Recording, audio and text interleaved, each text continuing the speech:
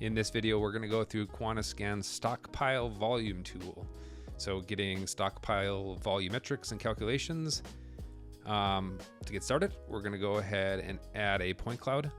So you do need a COPC point cloud. If you don't know what that is, or you need to get one, you can go to the point cloud tab and go to convert and reproject. We do have other videos on this, so you can check those out too. It's pretty simple, but that allows it to be viewed in Quantiscan. This is a photogrammetry data set, so I'm going to view it by RGB, which makes it quite beautiful. Let me go ahead and check out this stockpile right by this loader and whatever that alligator looking thing is. Nobody knows what those things are called anyway. First, I'm going to go to the point cloud tab. I'm going to go to stockpile volume, and you can see it asks us to draw a polygon. And this polygon is effectively what we refer to as a toe. So I can click all the way around this, and you would do a much better job of this if you were trying to do this in any real sense, not just for a demo, but just because I am doing it for a demo, I'm just going to do it really quick. Funny fact, I was showing this to somebody else, and I very confidently called this the foot instead of the toe. I don't even know if it is a foot or a toe. I'm just going to go with it. It sounds super confident with it. But after you finish that, you can kind of double check, make sure it all looks good.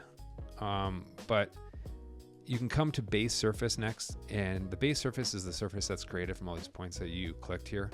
So I'm going to create a triangulated one, which is kind of a standard to some degree, depending on your use case or situation. But you do have other options here of how to create a surface from those points. And because you're measuring a stockpile, so above the reference plane that you're creating, you want to measure from above. And for this case, I don't have any classifications. Like if you had vegetation or something in there, you might want to filter out trees and stuff. But for now, I don't have any classifications, so I'm just going to use all of them. And after that, and I built the surface, we can see the volume that was created here. And we can kind of vertically offset it just to view it a little bit easier.